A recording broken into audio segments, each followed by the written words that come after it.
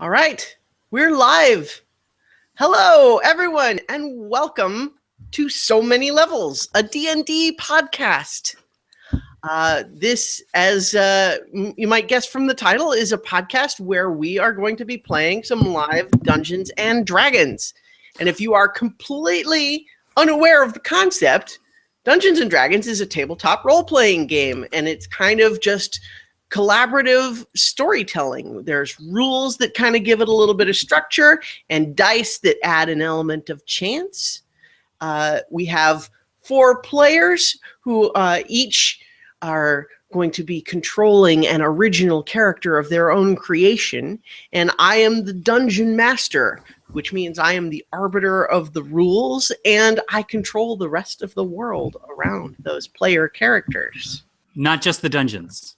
Not just the dungeons. Not just the dragons. Yes. So that is what we're going to be doing. But first, did I say my name? I'm Christiana Ellis. You can read the little thing. People know me if you're watching this video version. But first, before we proceed, let's meet our players. So let's start with you, Chooch. Tell us, how much experience do you have with tabletop RPGs? Well, I started playing D&D when I was probably like 9 and forevers ago. But I played through, young adulthood into my early 20s, and I kind of fell out and didn't really play it a lot of it. And I only really played from basic set up to 2nd edition. Okay. So it's been my first 5 E. So, what type of character have you chosen and why? So I have chosen a tiefling paladin. And a tiefling is somebody who, in their lineage, there's demon blood. Yes. And so they have in the tail. Right. I was gonna screen share. So yeah, I've got big oryx horns. This kind of patchy red skin, completely opaque eyes, and wield a sword and usually a shield that has my holy symbol emblazoned upon it. I feel like this is spoilers. Oh, I haven't met you yet, dude. I was expecting introductions and descriptions to be later, but that's okay. I did ask you. I think she meant you as a person, babe. Well, no, what I said is what type of character have you chosen, and that's fine. And this is all about individual styles blending together to make a whole cool thing. So that means what everybody interprets is the way it goes. But last but not least, what are you hoping to get out of this experience? Just have fun with some of the most creative people I know. That's basically it. And hopefully people can watch and if they've never played, we've got a lot of different experience levels and hopefully they get into it. Great. Okay, next up, Jared Axelrod. Yes. So, how much experience do you have with tabletop role-playing games? Oh, quite a bit. More than I think I realize, if that makes sense. I don't think of myself as someone who role-plays a lot now, but I was just the other day being like, hey, everybody, let's get together for a game. Let's do this. So I guess I'm deluding myself is what I'm saying is I claim to not be a big tabletop gamer, but I am a big tabletop gamer. I haven't played Dungeons and Dragons in, I want to say decades. I ran a Dungeons and Dragons campaign years ago, but I have not actually played since I think I was a teenager. So this is very exciting. I'm very excited. Well, great. I'm excited too. So what type of character have you chosen to play this time? Oh, I have chosen to play a rogue. Normally I go for like a bard, or I think I did a ranger one time. But I normally go for bards because no one likes bards, and I'm like, well, I'll show you. I'll show you how great bards can be. And this guy actually even started in my mindset. It's like, okay, gonna make a bard. But he, as we talked about him, morphed into more of this rogue that he is here. So I'm excited to play that. Again, I think maybe my first D&D character was a rogue. So this is, again, going back to my roots, which is very exciting. All right. Well, so last but not least, what are you hoping to get out of this experience? I just want to have fun. Well, okay. I'm not looking for more than that. Well, I'm asking everybody because I read a thing that said that the dungeon master should ask the players before the game. Anyway, our next player is Starla Huchton. Hi. Tell us about your experience with tabletop RPGs. Well, not a terrible lot. So I must have been like a junior in high school the first time I did any kind of RPG, and it was a GURPS campaign that I've never actually finished a campaign. So it was kind of like this cyberpunk kind of thing we were running, and it was fun. Just we were lacking the commitment to see it through, I guess. And then circa it was about the year 2000 when I was stationed in Iceland, I had a friend who got together a Star Wars campaign. And so we all played that for, that went on for maybe a month it lasted, but we didn't finish that one either. So people just got busy and married and had kids. Guilty. So yeah, but I really enjoyed playing, and I've not been in a position where I've been able to have a group of people that also wanted to play, so I'm excited right now about this. Great. So what kind of character have you chosen to play? I am playing a reluctant cleric. She's a high elf. And I'm not going to give away any spoilers, but fair enough. And I have a warhammer, and I'm super excited to use it. Nice. Excellent. Okay. And so, of course, the question for everybody, and you may have the same answer, and that's okay. I don't. I have a different answer. Ooh, tell us. Well, a couple weeks back, I actually had an idea, because I'm a writer, and I write romance novels, and well, some of them are. And I wanted to write a story based around a role-playing group, but I didn't have enough current experience with such a setting. So this is going to kind of feed into that idea and help me maybe flesh it out some more in the future. So Great. I'm excited. Also, I get to hang out with my friends, which is... Yay!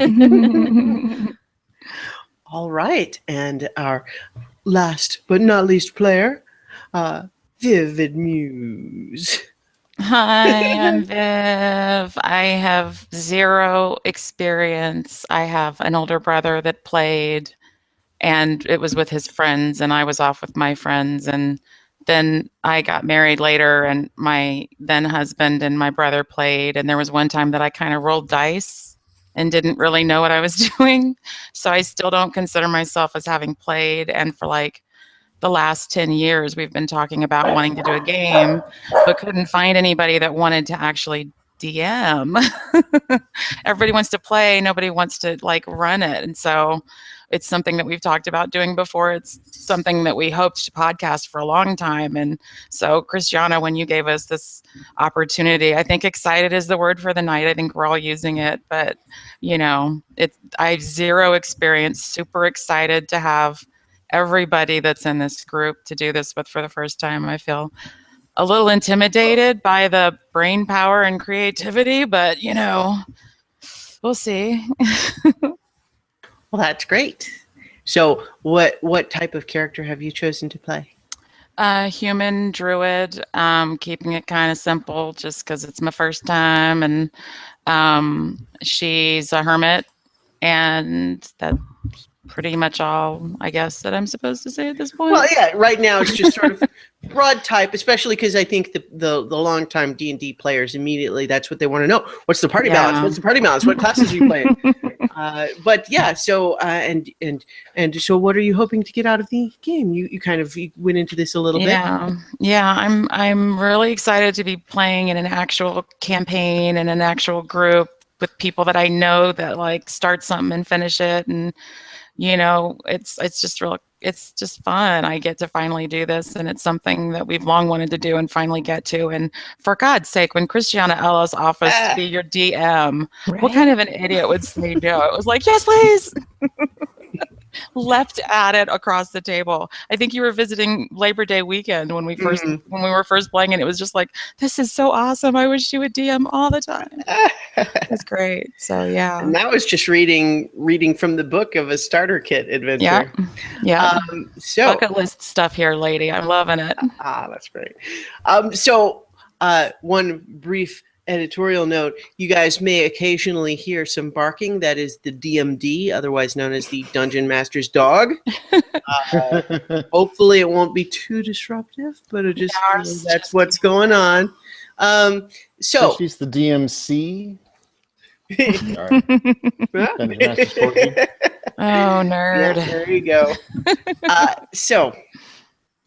Now, turnabout is fair play. So my experience, I've played in a handful of games, but never like a full campaign before. But this is my first time being a dungeon master, and so I'm really excited and a little nervous too, just because there's a lot of stuff to do as a dungeon master. But I'm very excited to do it. So just a few more notes, and then we'll get started. So notes regarding what type of game I'm planning to run as the Dungeon Master. First is the system. We are playing Dungeons & Dragons 5th edition. And so the different editions have just different variations of the rules. And so 5th edition is the most current rule system. The setting is an original setting of my own creation called Seikamien, although it certainly borrows heavily from many other standard fantasy settings that you may be familiar with. And so my goal here is to tell a great story with you guys by creating a world for you guys to live in and choose your own destinies within. Now, I may have a few little hooks here and there, some paths that you can choose to follow or not, but ultimately it's all up to you. And so what that means is that unlike a video game where your choices are limited by what the programmers had decided in advance, in this game, if there's anything you want to do, just tell me, and I will tell you what dice to roll, and then based on the results, I will tell you whether you succeeded or not. That does not mean that you can do anything just because you rolled a 20. But then what's the point of rolling a 20? Well, what I mean is that you cannot choose to fly into the sky by rolling a 20 if your character cannot fly. That's what I mean. But again, what's the point then? Might as well just have 19 faces on the die. Yeah, well, I have a die that goes to 21. It's one higher. One more. Yeah. So in any case, the other thing is that I want this podcast and the game to be newbie friendly, because we have, I'm inexperienced as a dungeon master. We have some inexperienced players, and there may be people watching or listening that are themselves inexperienced with Dungeons and Dragons. And so basically questions about the rules, always allowed. And I'm not going to go through every single rule right now because there's a lot. You see this book, that's the rules. Now, there's more to it than that, but basically, I am the arbiter of the rules. So that means I'm trying to keep the original 5th edition rules as a framework in place, but ultimately, if it comes down to me ruling by fiat what's going to happen in the game, that's how it works. And I will try to be fair. But what that also means is, if we're going to tell a good story, that means there has to be challenging things in it. You guys can't be heroes if there are not things to be heroic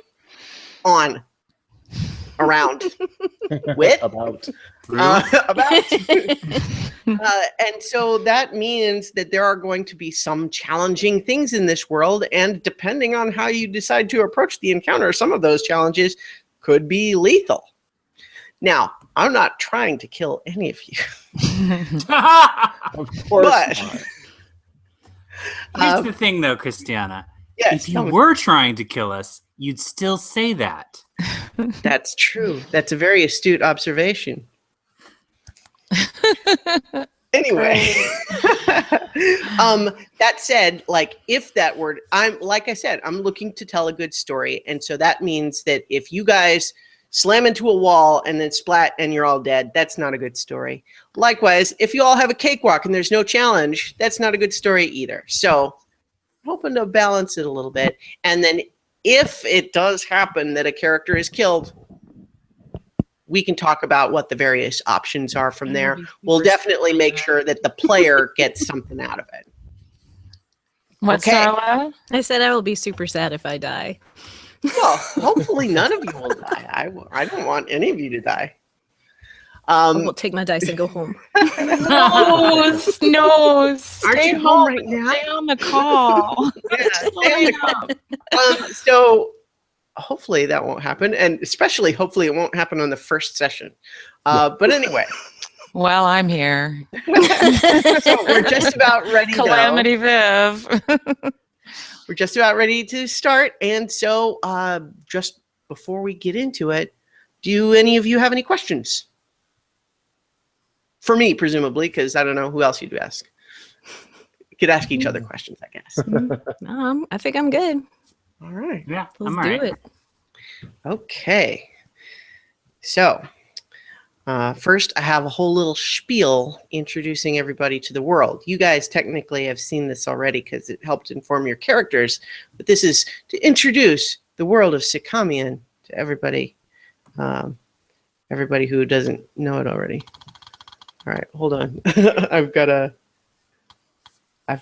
music cue. Okay. Is it playing? Nope. No. No. Oh, there it is. There it goes. All right. Okay. Welcome to the world of Seikamien. Oh, I'm sorry. Screen share. Let me. I'll have all this figured out eventually. Share. Okay. There we go. All right. Welcome to the world of Seikamien. It is a world of magic and mystery, of spirits and suspense, of dungeons and dragons. Wink. There is only one known continent in the world of Seikamien, but it is large enough for the lush forests and hills of the east, the golden plains of the west. The sheer mountains of the south are dominated by the enormous Rushama, a mountain that towers above the world, and some say that it hides a mystical city on its slopes, and unknown wonders and horrors beneath. The vast Lorenz Desert in the southwest puts the endurance of any traveler to the test, and legends speak of a tree that reaches the stars. But this may be just the delirium of thirsty minds. Raw magic permeates the material plane, but not as a blanket of snow covers a field. Instead, it is found in pockets and drifts, far deeper in some places than others. Sometimes it concentrates in a person or a creature, resulting in sorcerers, druids, and other magic creatures. It can also concentrate in features of the land, like rocks and trees and rivers, producing spirits. Spirits are plentiful in Seikamien. Almost everything has some level of spirit associated with it, but most are passive and non-sentient. However, some spirits can be very intelligent and powerful, especially when they have been given strength from ritual worship or other powerful magics. Some spirits become powerful enough that they can claim wide swaths of territory, holding all smaller spirits under their sway. Spirits arising from manufactured objects such as weapons, tools, or buildings can occur as well, though these would require very special objects indeed. Beyond the material plane, even more powerful spirits thrive, representing elemental forces or even abstract concepts such as justice or jealousy. This is a world where civilization has been carved out of chaos. Stay on the roads and you'll have relative safety, but between the lines drawn on your map, there's no telling what you might find. Monsters, unfriendly spirits, orcs, goblins, and worse await foolhardy adventurers. Where the land is good for farming, human and halfling villages dot the countryside, living as they have for centuries. Forests and mountains can hold large communities of long-lived elves, dwarves, gnomes, and dragonborn. In larger towns and cities, the races come together for trade and for new lives that they could not find where they came from. The northeastern kingdom of Vela lies among fertile farmland and rolling green hills where herds of sheep and cattle are pastured. Vela is ruled by King Dominic I and his lovely wife, Queen Talia, from the capital city of Villanocta. Their marriage 10 years ago brought an end to a centuries-long war between Vela and the nation of Tashmia to the south. Most beings in the region thought that the war would rage forever, but then Princess Talia made a daring pilgrimage of peace from the Tashmian capital of Pashan all the way to Villanocta. The story of her journey and subsequent midnight raid on the Valen Palace has already become legend, with as many different versions of the story as people who tell the tale.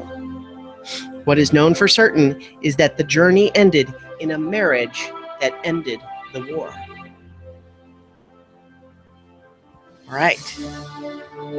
So that is the world of Seikamien.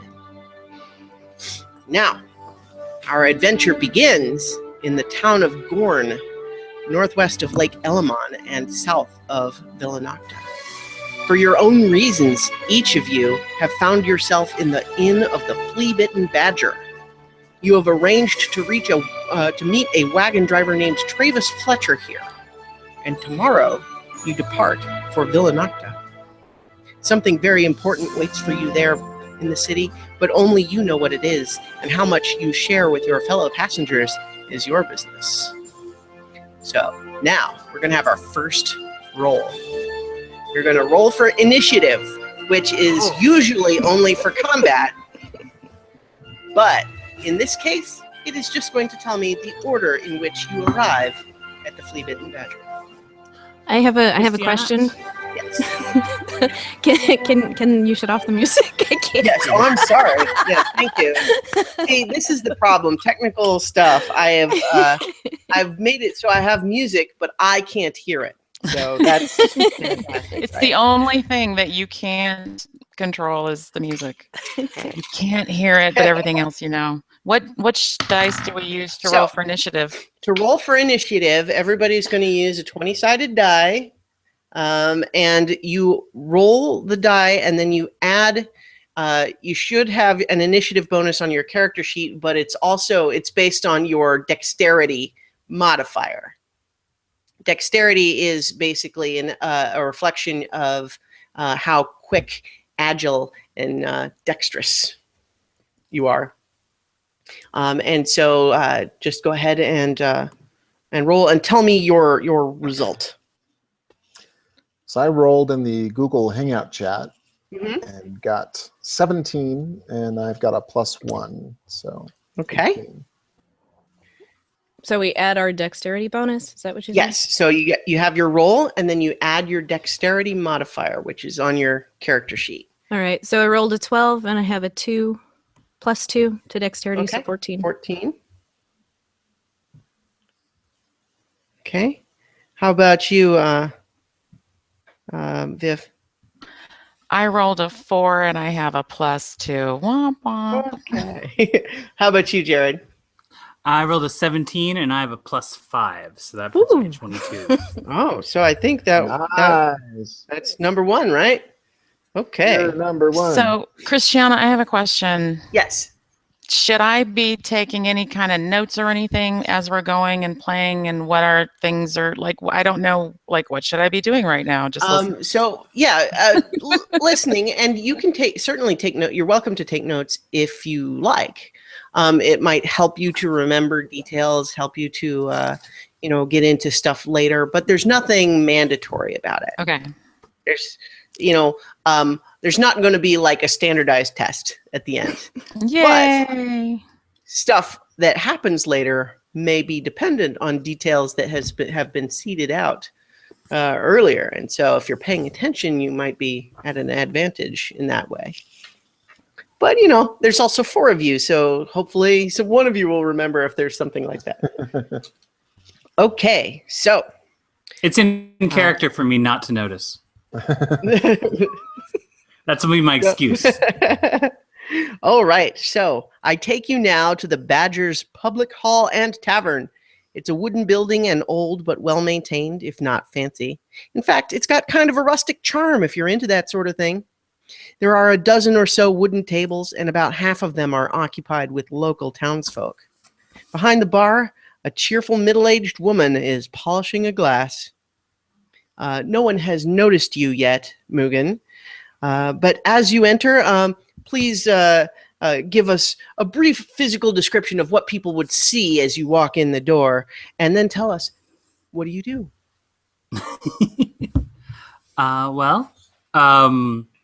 When I walk in the door, you would see me at about 4 feet tall. I think that's what we said we ended up on.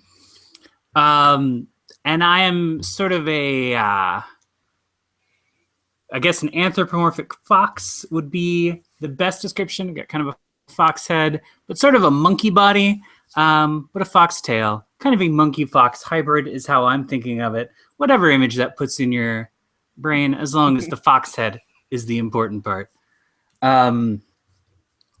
So he walks in, does a little strut, and I'm looking around.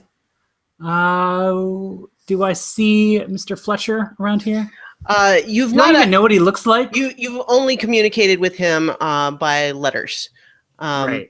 So is he supposed to be wearing a carnation or something? How do I know him when I see him? The letter just said you're going to meet him here.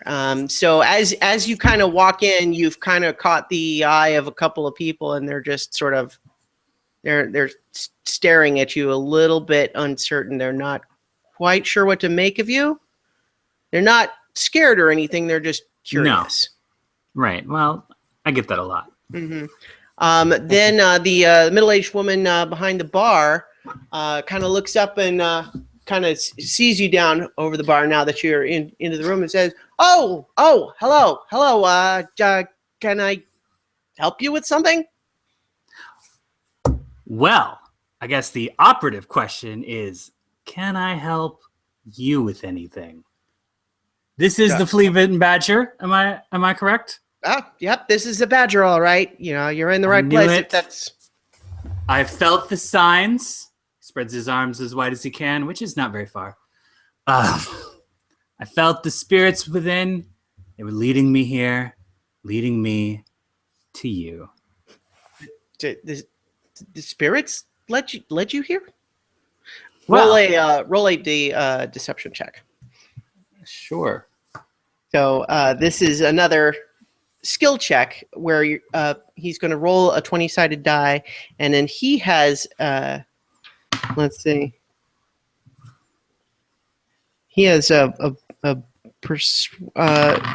this is a deception check bonus of +6. Yeah, which is good because I rolled a 4. Okay, so got a 10.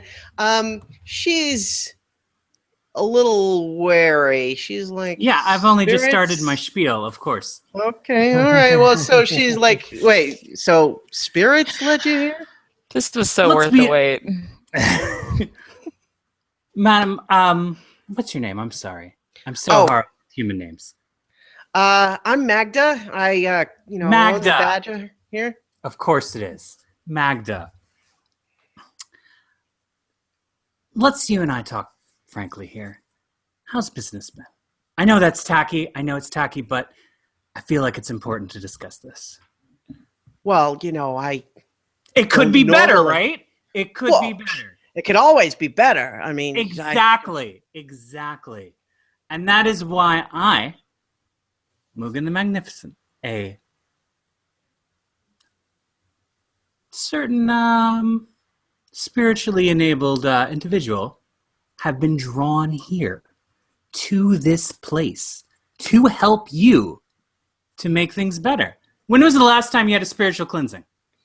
I guess I don't. How many times have you spread the cabbage around? Cabbage? When did you last burn some cedar? Well, I We usually just use this is oak. worse than I thought. No wonder the spirits dragged me here. All right, Magda. Mogan? No. Okay. I like your place. I want this place to succeed. I don't want it to fall apart. I don't want it to fall into ruin. I don't want you destitute. Do you want that? No, I don't want to. No, no one does. So here's what I'm gonna do. We're gonna do a spiritual cleaning. This needs to happen. I think so. This involves cabbage? Oh, it does. We're gonna need some cabbage. We're gonna need a pot of boiling water. We're gonna need. We can do it without the cedar boughs, but if you haven't used them at all, we should probably get some cedar boughs. I'm going to need 50 gold pieces. Also, we're going to need a small dog. Do you have a small dog? We're not going to hurt him. We just need that small dog in there. Persuasion check for putting in there. This is a persuasion check. This is all right. Fair enough. Let's see if I can roll a little better here. What's my persuasion? I think it's also pretty plus good. 6. Yeah. Yeah. Well, there's your charisma for you.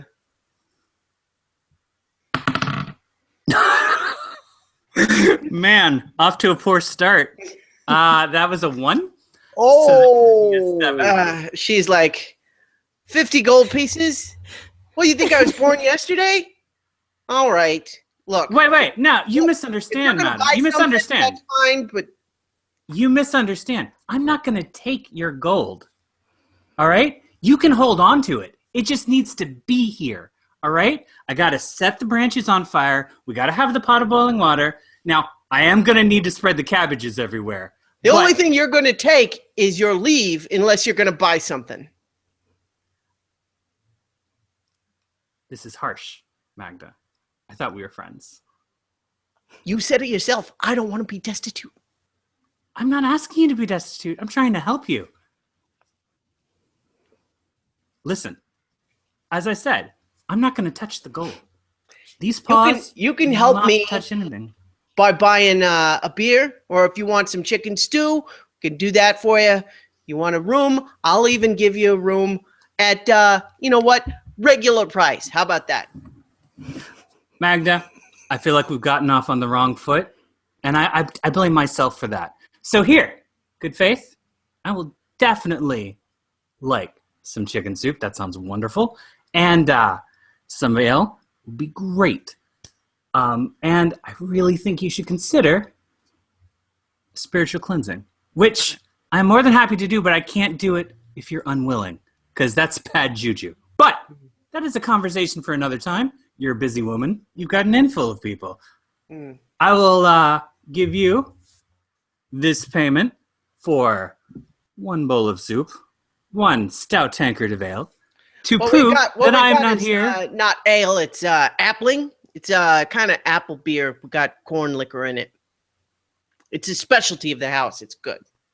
Well, clearly. It's better than ale any day. Sounds better. All right. Well, so I'll have Duffy spoon you out a bowl of the stew and fantastic. pour you an appling, and I think we can do business, real business, and you know what?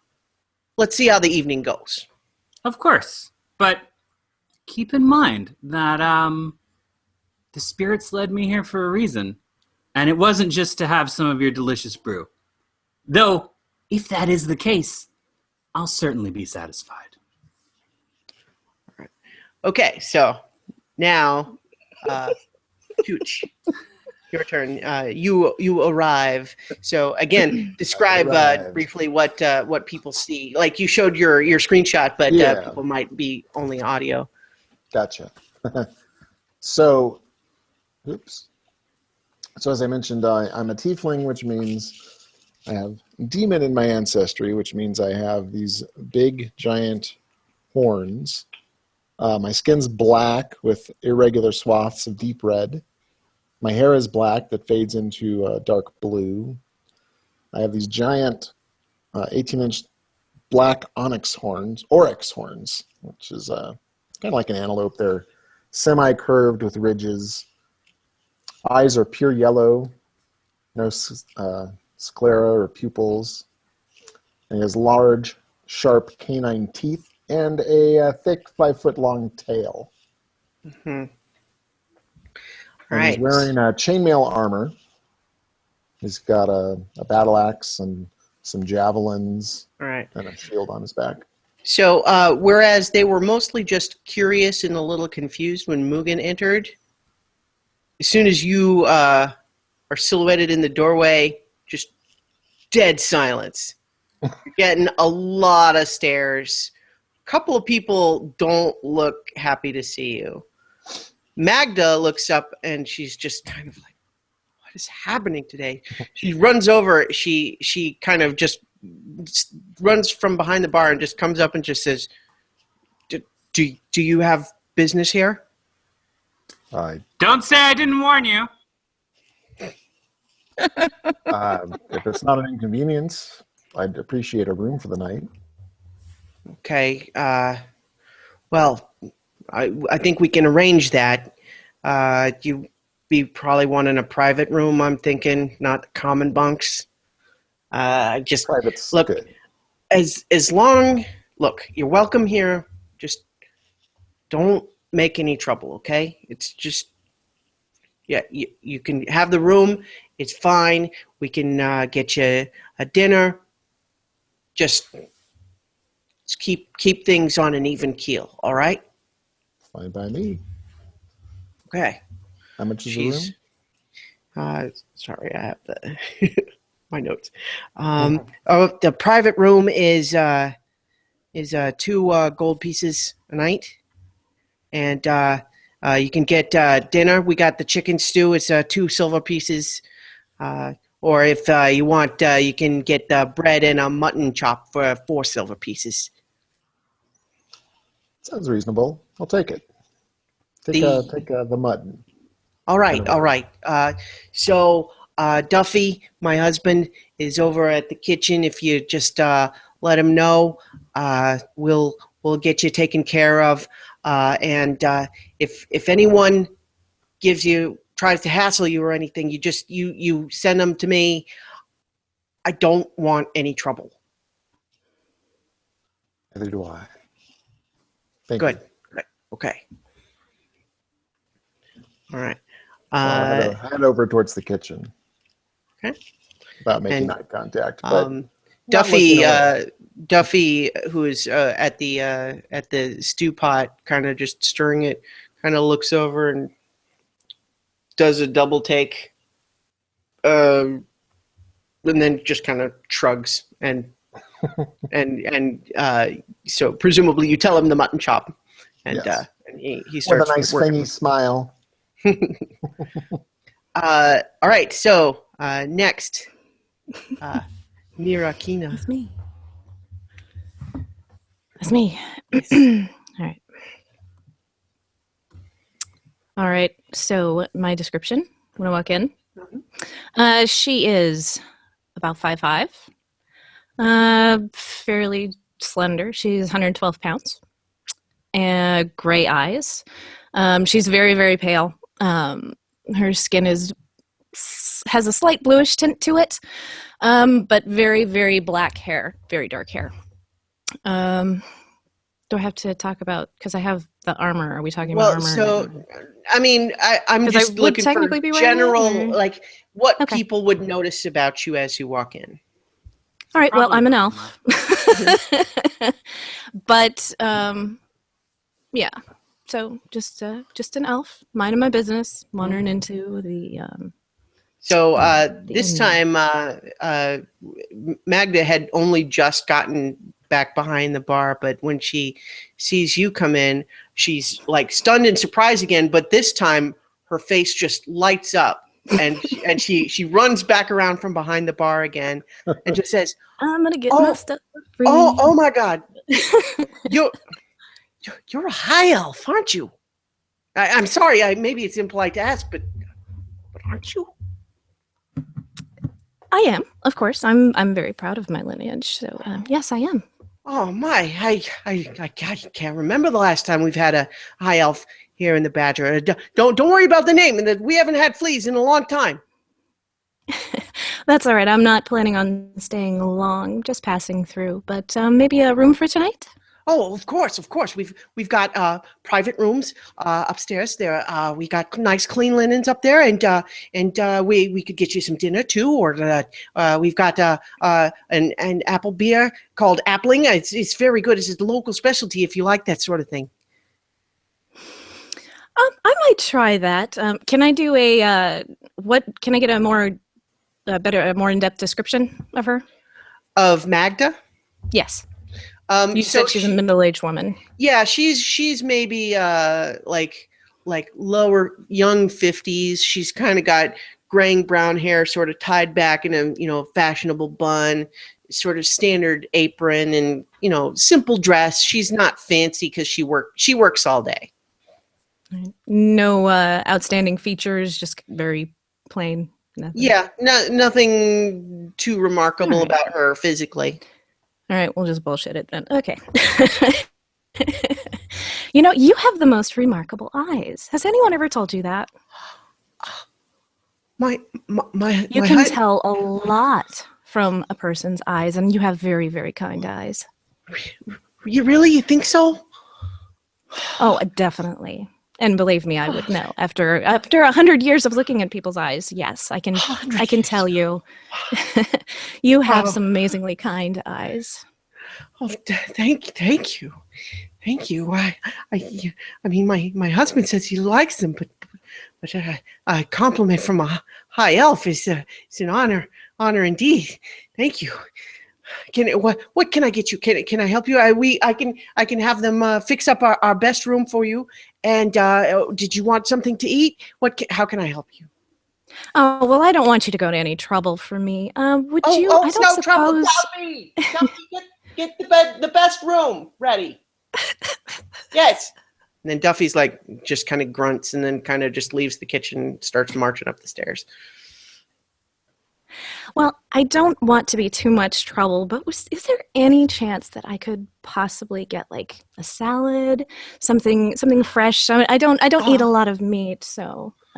Oh well, I mean, we have. I don't want, like I said, I don't want you to go to any trouble. If you can't do it, that's totally fine. Well, we've got bread and we've got chicken stew, and the stew's got like carrots and turnips and onions in it. I'm sure it's delightful. You know what? I think I will try your stew. Oh, wonderful. Maybe a little bit of that bread. It smells wonderful. Oh, my husband Duffy, he's the cook. He's wonderful. We'll get you a bowl right away. In fact, he's getting your room ready. I will pour you the bowl right now.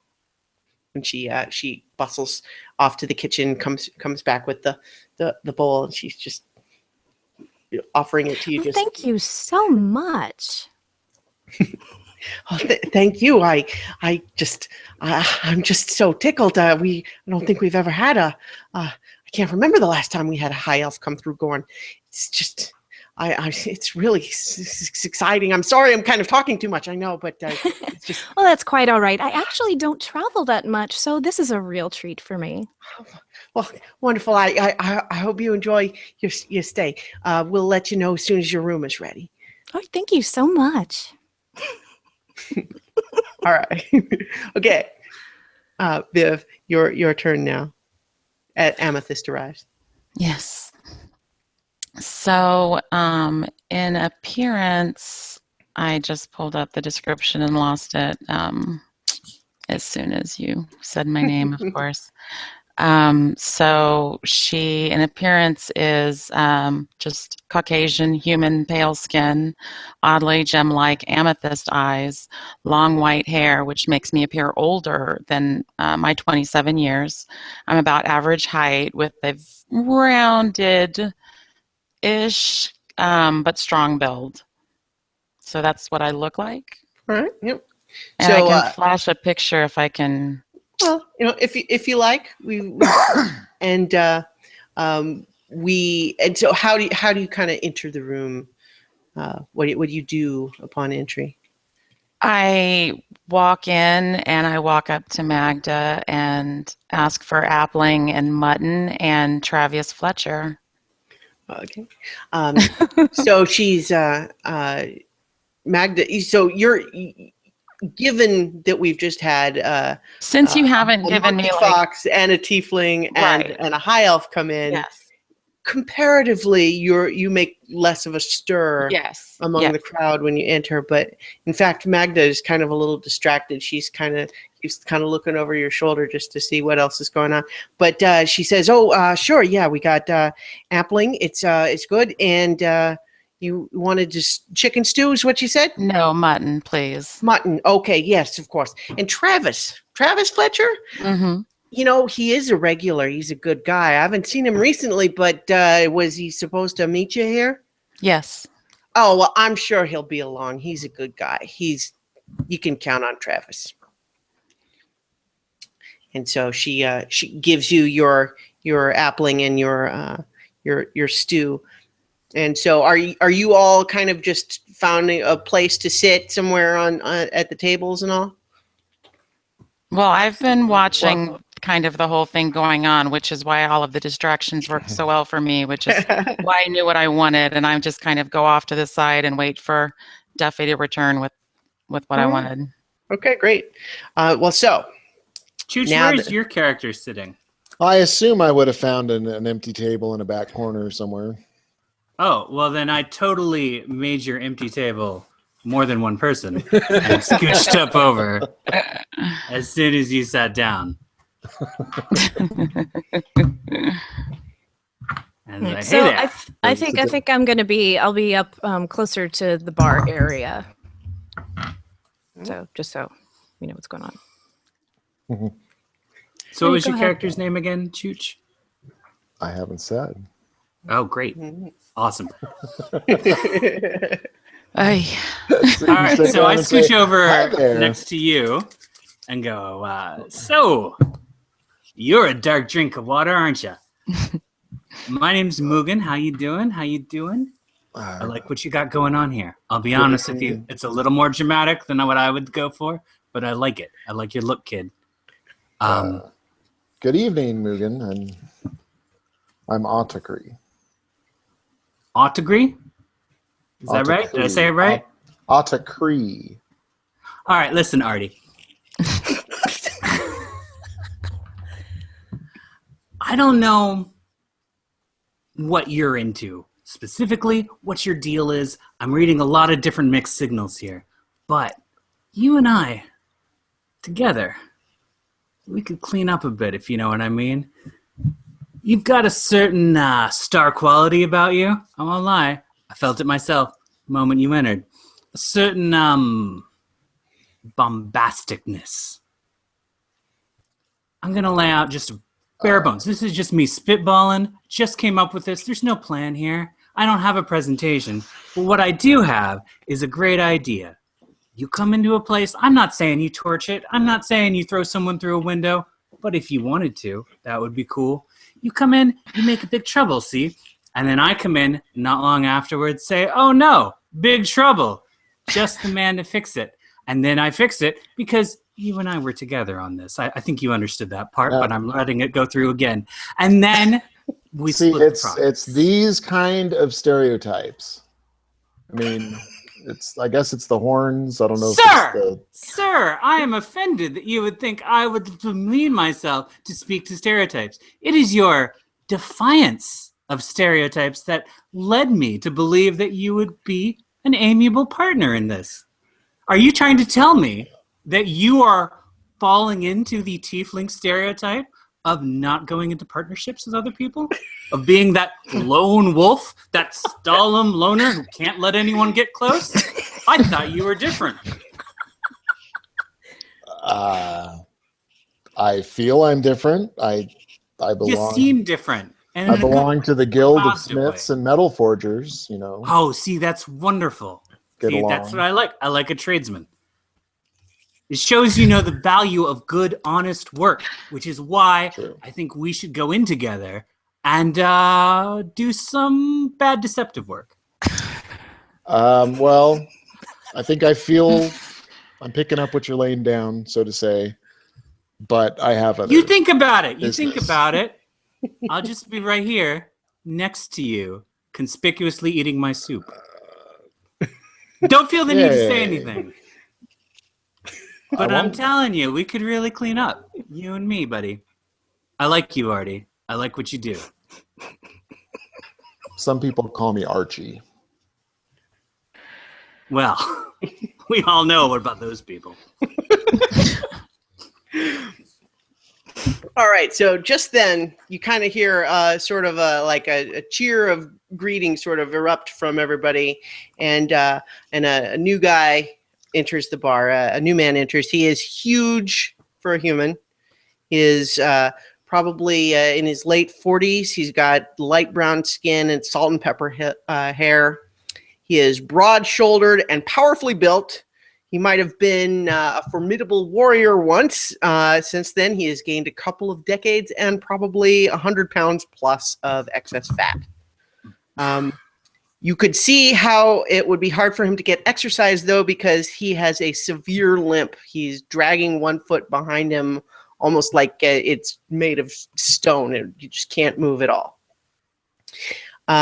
Several of the locals, though, kind of call out to him, and he greets them, and Magda calls out, "Travis, finally, are you responsible for what's been going on here tonight?" And he's like, cool it, Magda. It's fine. I vetted them all on myself." He's like, "All right then." And so he steps up into the room and says, "All right, everybody, I'm Travis Fletcher, and I reckon there's a few of you waiting on me. So come on now, don't be shy. Come on, have a seat. You can have a round on me. We'll get to know each other a little bit before we have to spend a week sharing a wagon."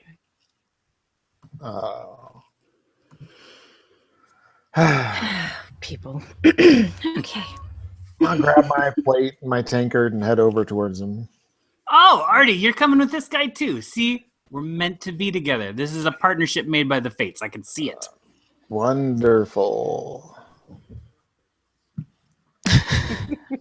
All right. So how about you, Nira? Do you come on over too? Yeah, I step on up over to where he is, and because I got my soup yet? I don't. Oh yeah, I'm sorry. Yeah, you were eating. And Magda brought it over, and she kind of was almost kind of tittered like a little girl when you took it. All right, so I'm gonna step over and reluctantly join these two other guys that are in this group here. How about you, Amethyst? I'm going to assume that I've gotten my appling and my mutton, and I just walk over and grab a seat next to Neri. All right. So it looks like everybody's here. That's great. I hope all of you made it in okay. Everything good? Anything? Any problems coming in? No, Well, nothing to speak of. Okay, good. So here's how I like to operate. I've already kind of vetted you a little bit, like when we were conversing with the letters and all that. So I got no worries about any of you on a personal level, but we're going to have to spend a week together on this wagon. It can strain even friendly relationships sometimes. So I just want to get a sense of each of you a little bit. So maybe let's start with you, Amethyst. You're Amethyst, right? Why are you going to Villanocta for? I am just wanting to further my studies in Druid arts and want to see what the city has to offer that I'm not finding in nature. Okay. Yeah. Well, Villanocta is the place to go for learning anything, really. They got all the smart guys up there. You'll probably, when you get there, you want to go to, they got a grove in the center of town. And I think all the big druids probably hang out around there. So let's see. Nirakina? Is that right? You can call me Nira. It's fine. Nira. Okay. So, we don't get many high elves coming down around these parts. So I was naturally a little curious. What brings you out this far? Oh, I need to go into the city there for. I'm looking for the library. They have some information that I need, and couldn't get it at home. So you see, I don't travel very much. So there's really no need for it. But yeah, so just the library. That's it. Oh, okay. Well, they got one there, as far as I know. I've never been inside it personally. Nothing against books, it's just kind of not my thing.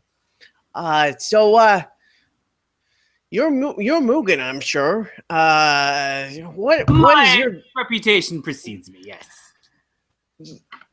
So I'll confess. You're confused about what's going on. No, I understand. Most I people, thought you when were in the showing presence, a mask. A mask. Well, listen. Most people in the presence of fox spirits feel a little uneasy. I get it. I'm a mystical creature, not normally used to walking around in your mundane lands. No big deal. I'm just rolling with it. Okay. Well, so what brings you to ley lines? Ley lines. Ley lines. There's ley lines in Villanocta? Well, I mean, obviously. All right. Why do you think they built it there? I don't know. I do not know why they built Villanocta there. I'll tell you why. Ley lines. Ley lines. Yeah. All the rest right. of it's mystic fox spirit stuff. You wouldn't get it. Okay then. Look, as long as your money spends. Yeah, it's not going to turn into like flower petals or misbegotten wishes or dreams or maybe a bunch of ribbons. That's totally not going to happen. I know a lot of people say that, but it's not going to do that. Well, unless you cross me. Well, I'm not going to be doing any crossing. Let's keep that a mutual agreement between us. How about that? Well, then no money's going to turn into rose petals. Sounds good to me. So you Autochi? Sorry, I only saw it printed. Autarchy. Autarchy. People call me Archie. Archie. Okay, I like that. So tell me, did they give you any trouble coming in? I mean, I know tieflings get a bad rap. But I've worked with a few, and they are the most loyal allies you could have. If you stay on their good side, of course. So I was a little worried that you were going to get hassled. Did anyone give you any trouble? No. Everything's fine. Okay, good. Because your guildies vouched for you. They said your credentials all checked out. So we should be good, And I'm looking forward to having some company on this trip. I mean, lots of times I'm just bringing the supplies and the wagon's full. I can't bring any passengers. It's lonely out there on the road. Really? Yeah, so looking forward to it. You guys look like you've got dinner already, but next round of applings on me. And, let's, get to know each other. And tomorrow we'll be heading on our way, leaving, first light. Cheers. Cheers. So do you guys do anything different, or you're still just kind of you're finishing your dinner, or? Yeah. Well. Yes, away from these people. Okay. All right. Well, yeah, I guess that's fine. We're going to be spending plenty of time together starting tomorrow. So get your private time out of your system. So then from outside, you hear a bugle, and the door opens, and you see a page enter dressed in elegant colors of the Valen royal court, and he announces, Is the page wearing a page boy? you know what? He is. It's the full thing. Love And it. got the velvet cap with the giant feather in it too. And he's wearing the green and gold of the Valen royal court.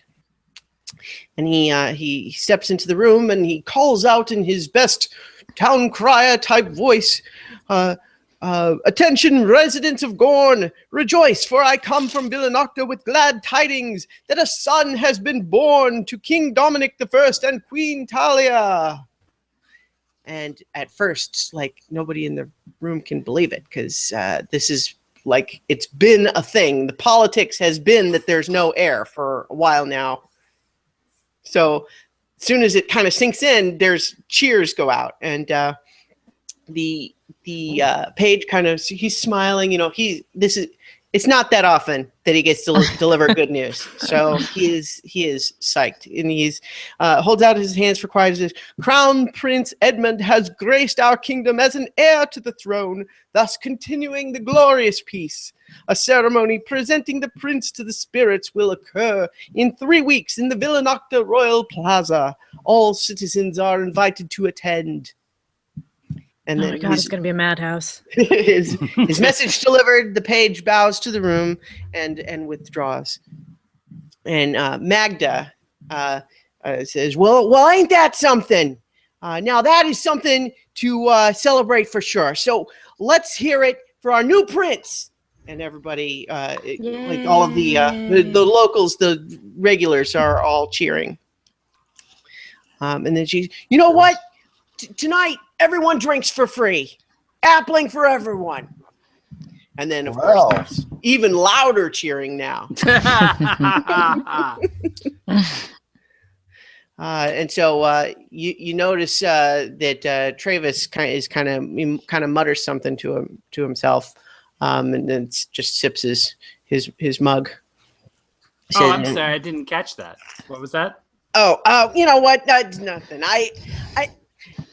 Hell, I don't know about drinking into politics, but new babies, and I can drink to new babies, and to free drinks, I can drink to free drink. That's something I can get behind. Cheers to that. All right. So as everybody is enjoying the appling? Yes. All right. Oh, sure. Yes. Okay. So we pass the rest of the evening relatively uneventfully, or at least seems that way. You're kind of enjoying your appling. So we fade to black for this opening scene, and I would like you to each roll a Constitution check. Oh Lord. Which one is that? So C-O-N. How many D's? So it's just like any check. You're rolling 1d20. Okay. And this is for your Constitution, which is kind of like how sort of tough and resilient you are. I rolled an 8. Ooh. So plus the Constitution modifier? Yeah, so the Okay. die, Oh, wait. and then plus your CON modifier. So I think Yeah. you have a +2 to Constitution, Amethyst. So I'm with you my are right.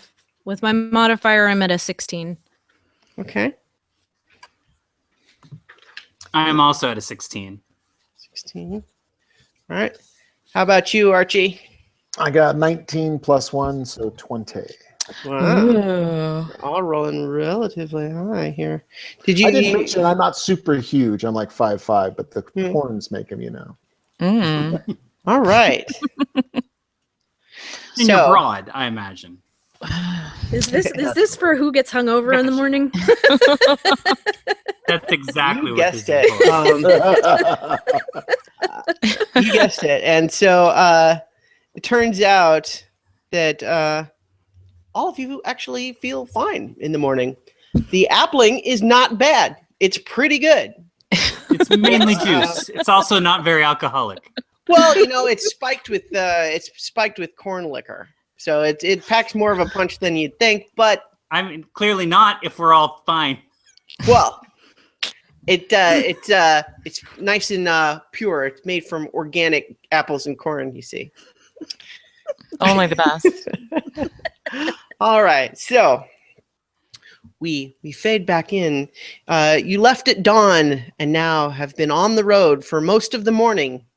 It is a gorgeous sunny day. The sky is a pure blue with a few fluffy white clouds, and there is a crispness to the air that signifies the coming autumn. Still, for now, the forests in the distance remain a lush green, and the farmlands you pass are not yet ready for harvest. You are all feeling fine despite consuming multiple rounds of appling the night before. Tell me, there is room on the wagon for one person to sit up front with Travis, and the rest of the seats are kind of in the back with other supplies. I totally called shotgun. I'm gonna take a guess that it was occupied by the time I got out there. I opt for the supplies. All right. Okay. Yeah. So In the there's rear only with the gear. All right. Take Great. a corner and pull up my cloak. Okay. So As a point of order, some accounting. sure. Do we need to make a change with the? You know what? establishment? If we were planning to be really strict about nickeling and diming, then Okay. yes. But Right on. I think right now, I'm assuming that you kind of had arranged for those payments Yeah. in advance. So Traveling money. yeah. Folding money. So so we have Mugen up front, and everybody else in the back with the supplies. So the monotony of endless fields and gentle hills is broken when you spot a building in the distance. As you draw closer, it is a ruined watchtower at a crossroads. The tower's stone walls have crumbled, and a few other natural rock formations lay nearby. The road to Villanocta, the one that you're on, you're traveling north to Villanocta from Gorn. The road remains as well maintained as ever, but the other road at this crossroads hasn't seen much recent use.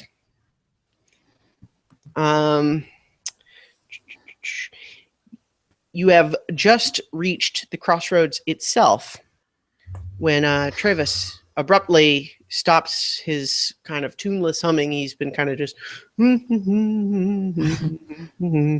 and suddenly stops and just listens. Wait, and he's scanning the surroundings with kind of a Something concerned bothering you, expression. Cookie?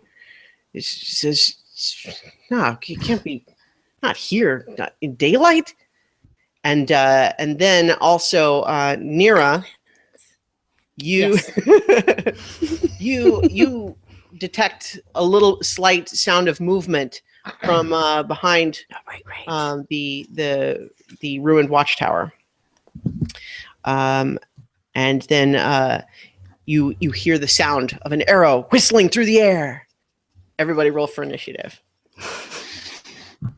D20 again, I'm supposing. Oh, Yes, and then Unless this you is say again otherwise. with your So it's always going to be for the D20, and then you add your dexterity modifier. yeah, I got a 6. Total. 17. 6 total, Nira? 6 total. Yeah, Wow. that sucked. Okay. Amethyst got a 14 plus 2, so 16. Okay, hang on. Let me. So, I'm sorry. What did you say you got, Amethyst? 14 plus 2, so 14. 16 total. Okay, and then did you say what you got, Archie? 12. Archie, 12. All Okay. total. All right. So, I go first again. yes, indeed. You are dexterous. All right. Hide under the wagon. I've got a little bit more description. Sorry. Oh. Can I cast Shillelagh yet, or no? You have to wait till it's your turn. I'm twitching over here. When can I do that? In fact, I don't wanna actually, miss not only do you have to wait until your turn, but you were surprised which means Hi, that Andrew. Was I? yeah. So only people who weren't surprised get to act on the first Okay. round. Gotcha. Travis wasn't surprised, and neither was Nira. Everyone else actually think- has to wait one I round. think I should also not be surprised Oh, because I have enhanced hearing. So if Nira would have heard it, and I'm up there with Travis, so if he's listening, I am also listening, and I have better hearing than him. Is Well. this because of my perception? yes, passive perception is what it is. And Travis actually has a feat which gives him +5 to passive perception. Sure. And if I was not right next to him, if I was back in the wagon, I would say I would not be making this argument, but I am looking at this man in the face while he does these things. All right, I find well, it strange that I would be surprised with having my hearing and seeing him clearly reacting to something of which I can also be aware of. here's a compromise for you. All right. You are slightly slower in responding, so while you are not surprised, you are lower in the initiative order. That still doesn't make any sense. Well, it is so as declared by the dungeon master. I just am curious. So I just don't. I'm trying. I'm Okay. not. I don't want to make a big I thing of it. declared that I'm this just was trying a 15 to. skill check. No, All right. Here's what I'm. Just answer me this one question, and then I'll let it go. And it was this point that I would be walking from my room to another point in the house, and my brother and his friends were doing this, and I was like, Yeah. I don't get it. well, this is Now how I get it. Is So- the reason that Travis and Nira were aware of this? Is it because of magic, or is it because there is an archer that they noticed? Due to it is not magic. It is the passive perception score, which is your wisdom modifier normally +10. yeah. No, I and mean, yours in the world of the like, Oh, okay. I Well, understand the in math. the world. It's Nira is a high elf with Yeah. and she has very keen senses. Sure, she's got a And- spidey sense. I get that. And as for why Travis might notice something like this, maybe there's more to him than you realize. Sure, I'm with it. I Mhm. just in the world, it seems weird to me that I would be taken by surprise when I'm right next to someone who wasn't.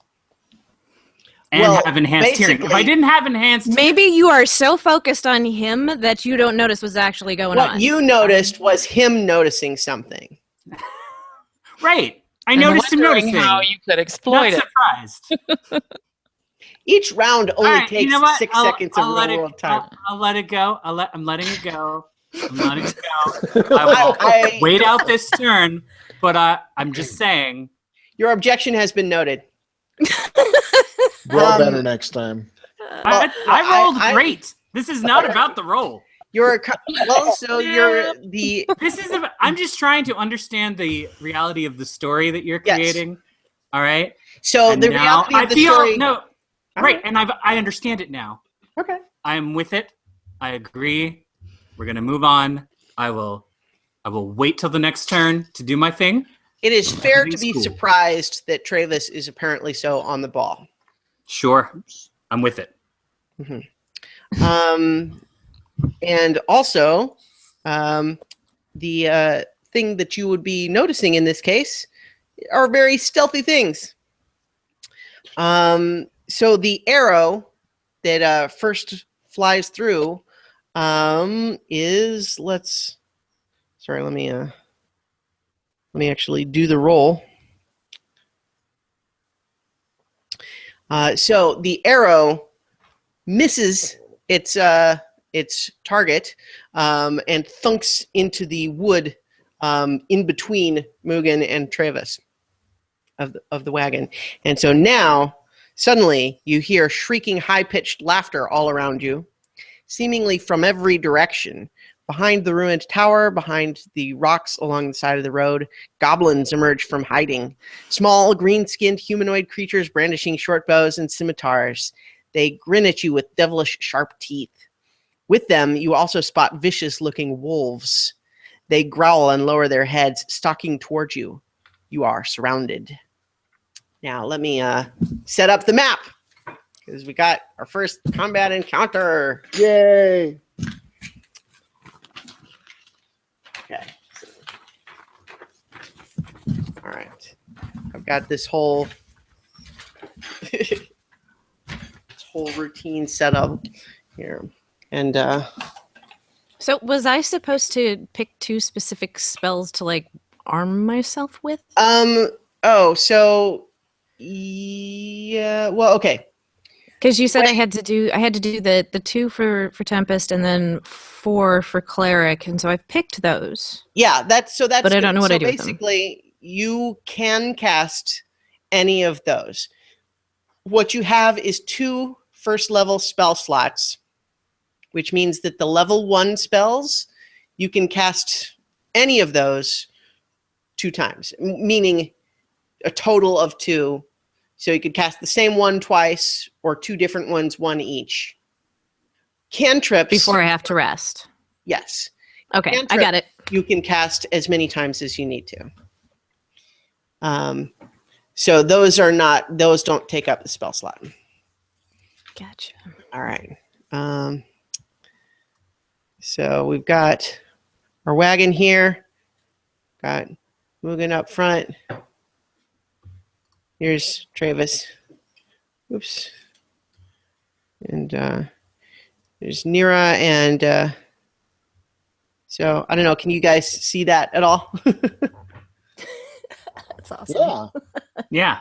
All right, great. If you could tilt the camera a little towards you, it'd be better. Yeah, there we go. Oh, nice. Cool. I think the light, yeah, okay, we're getting a little bit of reflection, but I think that's probably all right. So we've got goblins and wolves showing up all over. And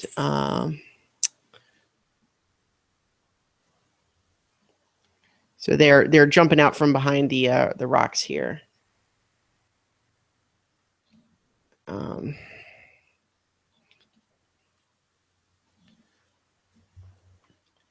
I'm trying to remember exactly how many I said that there was going to be.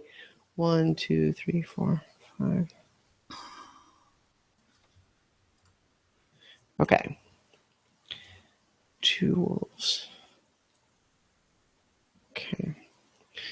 All right. So this is an additional wolf. I ran out of tokens.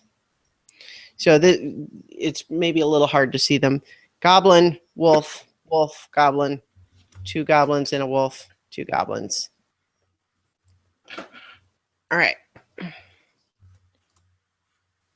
So Travis moves his lips and twitches his fingers as he counts your enemies. 6 goblins and 3 wolves. He turns back to the rest of you. There's too many of them, he says. I'm going to need you lot to take at least 2 of them. Then he reaches beneath his seat and stands, now armed with a battle axe in one hand and a dagger in the other. Waving them at the goblins, he roars. And the attack begins. And Travis actually goes first. And he hops down from the wagon, but he can't get very far because he is, he has his limp. And so he takes his dagger and he throws it at this wolf right here, but he misses. And I'm sorry, this is new. So, okay, he misses and then says, damn it. And then all of a sudden he kind of just reaches out and the dagger like flings itself back into his hand. And then he sort of takes another halting step forward towards these here. Now Amethyst is your Oh, I'm sorry. Amethyst was surprised, so you have to wait. Right. Nira, Yes. it is your turn. All right. This is So you right I here. don't have the specific information. I have the spell, but I don't have up exactly what this stuff does. Did I sent you those cards that should have the descriptions, or I can read them to you? Well, I don't see it on here. I was looking for Thunderwave. Okay, Thunderwave should probably be towards the, like, if you're looking at your cantrips, it would be towards the end. Well, it's not a cantrip. Oh, right. So here, let's see. I can read it to you. I found it. Thunderwave, though, I think you would is designed not to close be. enough? Yeah, it's To designed spell to be like when you've got them all on you and you're. Okay. Well, that's what I was, because I was looking at what I've got, and I'm like, I don't remember what that one was. So you can also just attack with weapons too. Yeah. Well, you know what? Let's bust out the That's not as fun. Let's bust out It'll be the Monday. warhammer. You also have although- a short bow, or you Um, can rush at them with the and attack with the warhammer. We'll try the short bow first. Because I Okay, am going to try that warhammer, but so you're right here. Is there one of these enemies that you want to? You can't see where I'm pointing. That guy, yeah, him. This there. guy right here. Yes, that guy right there. Okay. By those rocks. So you fire your arrow, and it soars through the air, but the goblin just kind of ducks out of the way, and it actually hits his buddy behind him. All right. So now, do I have to 1d6? Yes. Yeah, roll one d6 damage, and then you add 4. No, yeah, you add 2. I'm sorry, and proficiency, so it is 4. 1d6 plus 4. Okay. So good. So then I hit him for 5. All right. Because I rolled a 1. Okay, so -5. So he takes this arrow just like high on the shoulder and chest, and he's kind of like and he's bleeding, but then he's just kind of shakes it off. So he is still up and moving. I forgot I speak Goblin. I probably should have said something first. Huh? Well, they're also kind of, Well, we're just Right getting now. to know each other. Oops. All right, now Mugen, I'm giving you your turn now. Because now I'm giving you you're not surprised, but you were a little bit slower on response. I'm okay with being surprised. It's fine. No, it's fine. I dictated that this is what Yes, it is. sounded like you were very fine. If you would prefer to just sit there and not make an attack, that's okay. Well, Mugen's first move is going to be to hide under the wagon. So whether that happens now or whether that happens later when it would have happened without this thing, it doesn't matter to me. That's Okay. his, So that's his move. where are you? Where are you? You're hiding under the wagon. Is that what you're Indeed, doing? yeah, Okay. totally. So I will put you here, but it's understood that you're underneath. Yeah. Underneath the wagon. All right then. So now the goblins are ready to attack. So first we have this. I'm getting used to my little app here that tells me what's going on here. So, all right, this goblin rushes up, and he takes his swing with the scimitar, and he hits Travis. He swings his sword and just kind of barely slashes him along the arm, and he takes 3 damage. But Travis just kind of looks at the little bit of blood. He is not scared, but of course there's a lot more goblins here. How many hit points has Travis lost so far? Only 3. It's just the so 3? far. Okay. Yeah, well, that was the first attack that's kind of landed. That initial arrow missed. Okay. So the wolf runs up, and it comes up here, and they're all kind of a lot of them are focused on him because he seems the scariest right now. So the wolf bites him and does 9 points of damage. Ouch. So it kind of gets his arm and sort of, and Travis manages to pull it away, but now he's got a little bit of blood on his arm as well. And so then this wolf, sorry, the wolf. It looks so easy when I see the other. Honey, I'm barely keeping a beetle thing. All right, so this wolf comes up. He is also biting, but he snaps at Travis, but Travis kind of manages to dodge back out of the way. This goblin also is rushing up, comes here, swinging his scimitar. All right, so I'm going to just kind of I'm going to fast forward a little bit through all of these goblins coming up at him. So these guys. It's like getting an epidemic card on Pandemic. They're suddenly all right there. So he takes another 10 points of damage. So he is kind of looking a little bit worse for wear here. Now this goblin here is coming up and is like, he sees all of his buddies kind of going after the big warrior. They're thinking, I'm feeling lucky. I dodged that one arrow. I'm going to come up. I'm going to take on this big guy. So he runs up and he tries to swing his scimitar at you, Archie. Mm-hmm. No, he didn't. Oh, yes, he did. Yes, he did. And he rolls not good enough to hit you. He swings his scimitar and it's just whiff. He is surprised at how quickly you backed away. He was expecting you to be slow. So he's right there. And then this guy, he's kind of a little woozy, but he wants revenge for that arrow. So he actually shoots his short bow at you, Nira. And he rolls a 17, which I think your armor.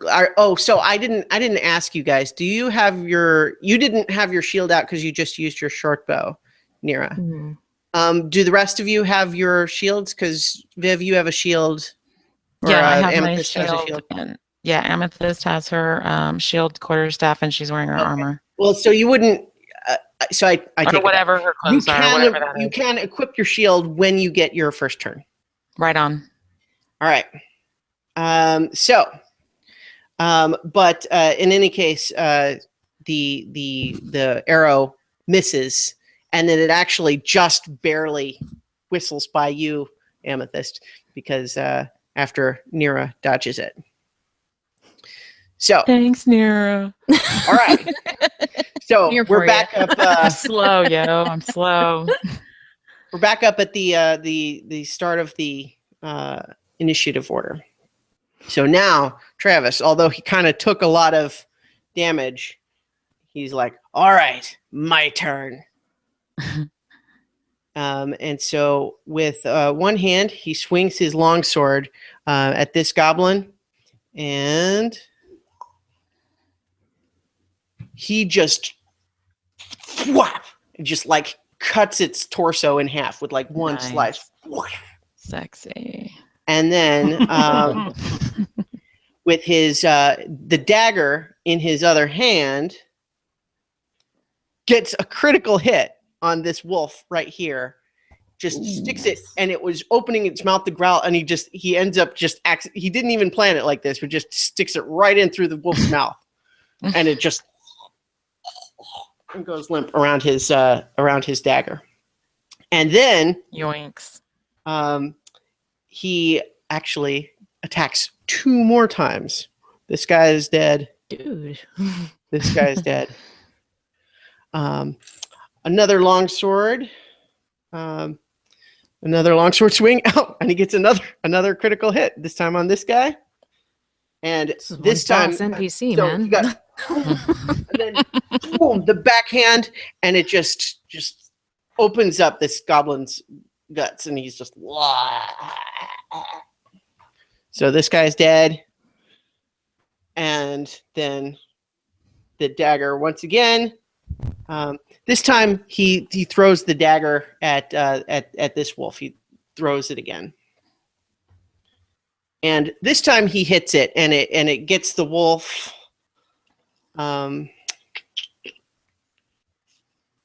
With 8 damage. Let's see how much the wolf is wounded and bleeding, and the dagger's kind of stuck in its chest, but it's still kind of growling at him, and it's got blood dripping down one of its legs. All right, Amethyst, it is your turn. So I'm assessing Travis, who seems to be doing well, but has still taken around 12 hit points of damage. And I'm just trying to figure out, Chooch helped me figure out some of the spells. And there was one that looked like I could cast during a fight. And I'm just trying to figure out whether it's Healing Word or Cure Wound. Yeah, Word. Yeah, you can do so. Cure Wounds and Healing Word can both be cast during combat. Okay. But Cure Wounds, you have to touch them. Okay.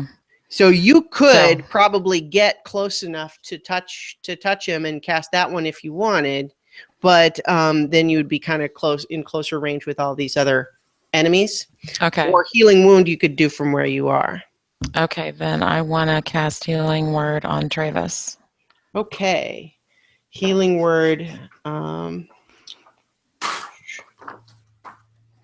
Which?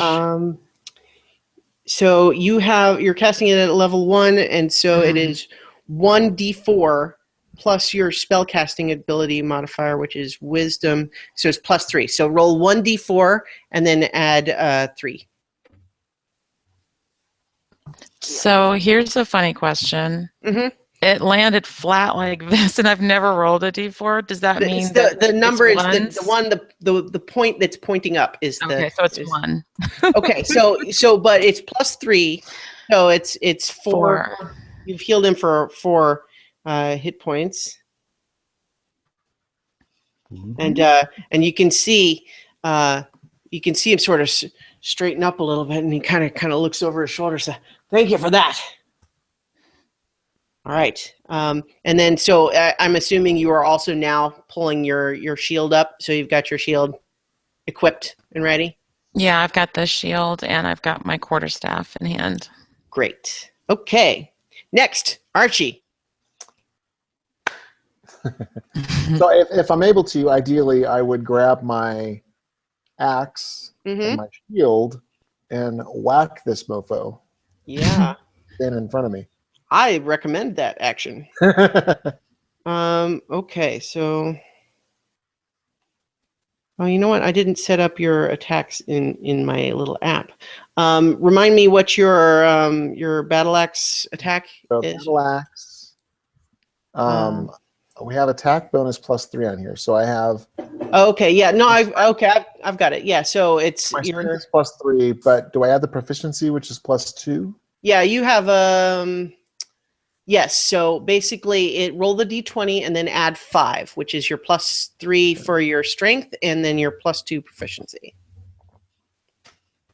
Roll 19. 19.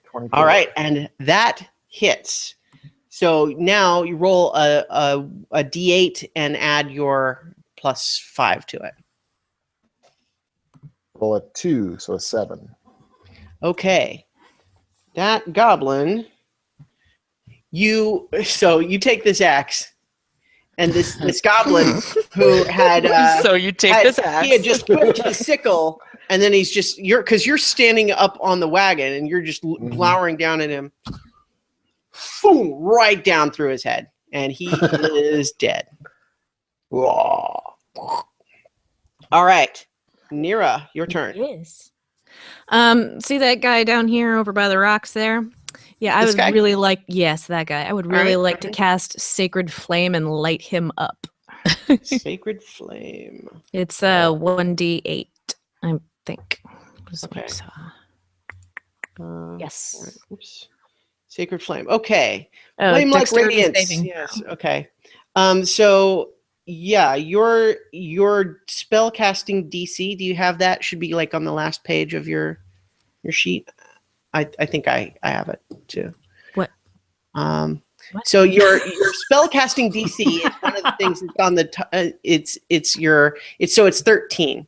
I have it on the your other list. sheet. Yeah, so it's on your spell list sheet. So the spell save DC basically is Oh, there it is. yeah. how difficult your spell is to avoid. Mhm. So the goblin has to roll a dexterity check and he actually does. But I think you get. Hang on, let me. If he was wounded, he shouldn't be moving that fast. Yeah, so he basically what happens is that this column of fire like descends from the sky, and he just barely gets out of the way, and it just leaves a little scorch mark on the grass, and he kind of patting himself down like, can't believe that he's stunned that he is not dead right now. So am I. All right, Mugen, up to So you now. You are still disappointed. hiding under the wagon, or what's up? I mean, I'm definitely still hiding under the wagon. That does Yeah? not mean that I'm not doing something additionally. All right. So where is Travis again? Travis is right here. That's him. Okay. This is him. Yeah. He is a similar beige pixel to the rest of everything else. Yeah. And on the other side, is that another goblin or is that a wolf? Yeah. So this is a wolf, goblin. This is the injured wolf, and another goblin. All right. So my screen froze when you said that. So, Okay, sorry. I have since he killed a wolf, I'll put this one here. All right. So, goblin, wolf, injured wolf, goblin. And what about on the other side? This is a goblin. This is the That's a one goblin too. he's also wounded and pretty Okay. bad. Like he's bleeding a lot, but he's feeling like he must be favored by the spirits of fate now, because he is not super dead yet. disappointed. All right.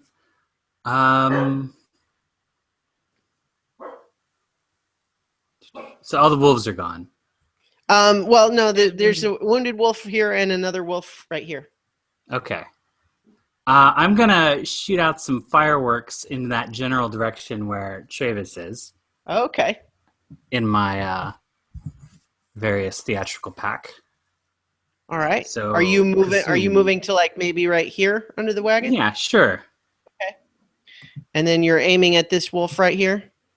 I'm actually aiming so it falls in the middle of everybody so that it's more of a distraction to kind of keep them from continuing to wail on the poor guy. Okay, like right here? I was looking at my character sheet. I'm sorry. Okay, that's right. So right in the middle of everybody. Right in the middle of everybody. Yeah, perfect storm here that causes the wolf to be startled and maybe bolt. All right. It's probably not gonna. I mean, it might freak out a goblin. I don't know about goblins. I'll be honest. Well, with you. describe this firework. Like, what does it look like as it goes off? It looks like but when you think about fireworks in the sky and it's like psh, a bunch of sparks, it's like that. It's kind of, but smaller. It's like a cherry bomb like thing, but it goes off like a Roman candle. Wow, so it's it's not tossed just a and parry, then it's like Yeah, and it goes off for like a couple minutes. Like the idea is that, and there's some smoke involved. Not a lot of smoke, not like a smoke bomb cover, but there's colored smoke and there's sparks, and it's like, what the heck? All right, well, so make a dexterity check, which is the D20 plus you have a dexterity. Yeah, +3. So D20 +3.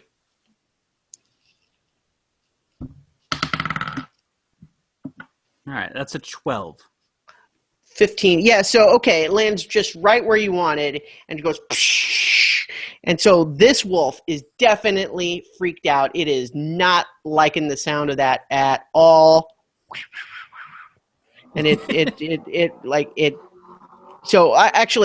can't run till it's its turn, but it is freaked out. It is like, what was that? This wolf is a little bit more dazed because it's got the injury, it's got its wounded animal thing going, so it's a little more. The goblins are both really distracted. Like, what is that? What's happening? Which is going to basically make them at a disadvantage for their saving throw. But unfortunately, what also happens is that the horses are terrified. Of course. Because you've just set off a firework right next to them, right here. And so they rear up and turn over the wagon. So I need a dexterity check from Archie, Amethyst, and Nira. So this is the D20 and then your dexterity modifier.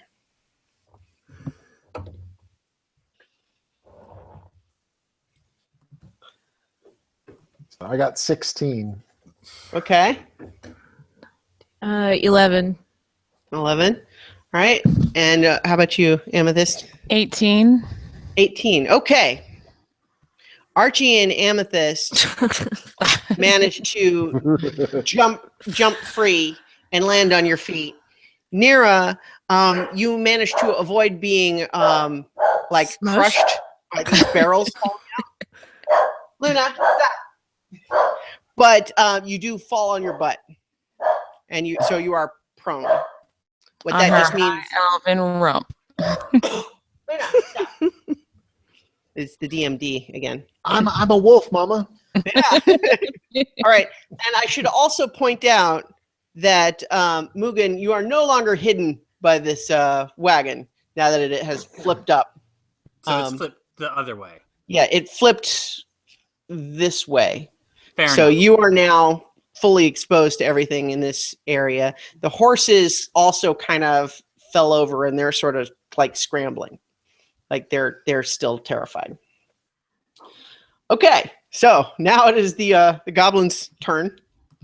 So this wolf is terrified. He is out of here. In fact, he just runs off into the woods. This wolf is still he's still got his bloodlust in from Travis who attacked him. So he comes in and tries to. That I'm really impressed that these horses were not spooked by all the columns of fire and things that happened. One column. Those were a little further away. They're blinders on. Sure. Yeah. No, it's cool. They're trained not to react to columns of fire, but fireworks. They know this road. They just trained. they're used to all sorts of stuff happening. Right. But not no, it was fireworks. something new. No. Yeah, it was new. All right, so the wolf tries to take a chunk out of Travis, but as it bites into his arm, it gets a chunk of his arm, but Travis just goes, "Ugh," and it tears away part of his sleeve, and you see that there's something like metal glistening under his shirt, and he is unharmed. This goblin. He attacks with his scimitar, and also, and it's just what? And basically, it does not penetrate whatever it is that Travis has got on under his shirt here. This goblin kind of moves over here. He's a little confused. He attacks with his short bow, and misses. It boing, right off the rocks. So, and then we've got this guy. This guy thinks he is super lucky right now because guess what? His nemesis is now on her butt. Let him On the try it. ground before him. And he rushes up and attacks with his scimitar, and he gets advantage to his swing because you're just right there on the ground. Which advantage in D&D basically means he gets to roll twice and pick the higher one. Okay. So he gets a 17, which is enough to hit you. What is that checking against the armor class? Armor class, yeah. So, wait, no, you had your... Nope, I did not have my shield up. Oh, okay, yeah. So he also, I'm hits on my you, ass, so... Right. He hits you for 5 damage, slashing damage. And so he kind of, gives you a gash. So and it's... As he hits me, though, Mm-hmm. because I have Wrath of the Storm, it's a reaction to being hit. Do I do that now or wait till my turn? Oh, no, you do it now. Yeah, Wrath of the Storm on his ass. All right. Thank you very much. All right. Say you can touch me. Okay. So he has to make a dexterity saving throw. Of course he does. And he thinks he's lucky, but not anymore, it seems. And so you roll... I'm trying to find... Roll 2d8. 2d8? And then choose whether are you doing lightning damage or thunder damage. Lightning. Lightning? All right. Yes. What is thunder damage? It's like a Sonic? shockwave. All right. Like sonic damage. Like not electrical, but like a sonic damage. Sonic. All right. I have a 6 and a 4. All right. So basically, as he slices with his scimitar, all of a sudden the air starts to crackle around you, and you smell ozone, and then just erupting from your fingertips is lightning bolts that just lights this guy up. And then, the end of the arrow that's still kind of sticking out of his shoulder catches fire, and he just kind of he falls over backwards, and he is dead. Yay, my first kill! All right. So now it is Travis's turn again, and so he takes his.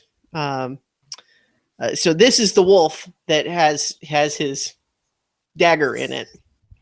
But so first he's going to swing his longsword at the goblin here, and he actually misses. This goblin manages to sort of duck out of the way, but then the he ducks out of the way, and it leaves him off balance, and so the backswing just takes him off of his feet, and he is blasted backwards in 2 pieces.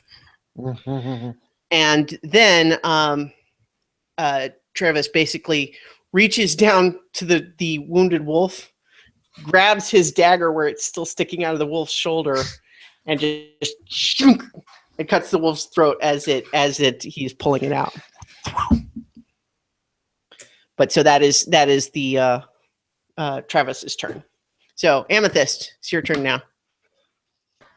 I'm having trouble seeing what. You are right here. Right, I'm there still, but what are the targets left? This that we goblin have? is the only goblin left. Okay, and his hit points, have they been taken at all? Hit at all? He is healthy. He hasn't taken any hits yet. Okay. Then I want to cast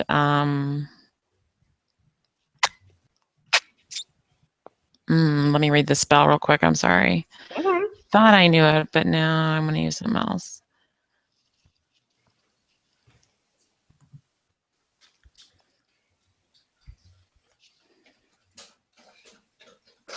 No.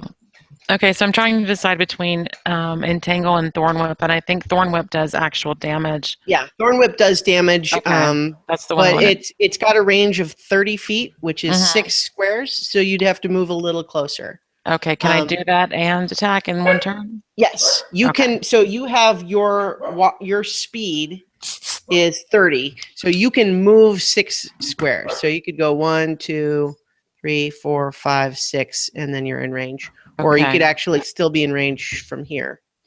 Let me stay where you've got me now, Okay. and I'll cast Thorn Whip, All right. which Thorn Whip. is the D. Yeah, so you are going to It's a roll a cantrip. d20 Mhm. and then add your proficiency bonus, which is +2, and your spell casting, which is +3. So roll a d20 and add 5. 18. 18. So Solid. yeah, so basically you sort of reach down and just seemingly out of nowhere on the ground, you just pull up a vine like out of nowhere, and it's just got these thick like thorn spines all over it. And it just goes right around this goblin's neck.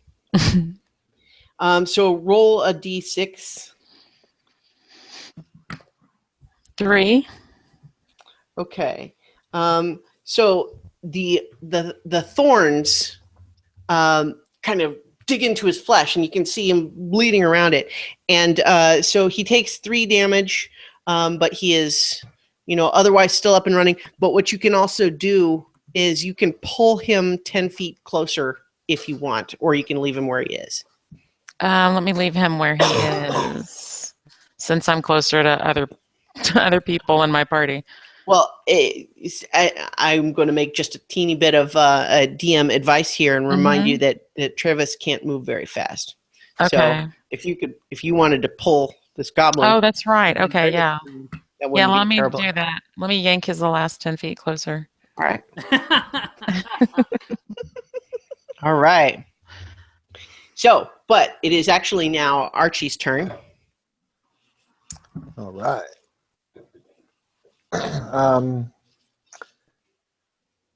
So my goal would be to hop over the wagon. The horses, by the way, are still kind of struggling to stand, but they can't really because their harnesses are all twisted up around them, and they're kind of panicking. Gotcha. So my movement speed is 30. Mm-hmm. So that's 6 squares. Each square is 5 by 5 feet.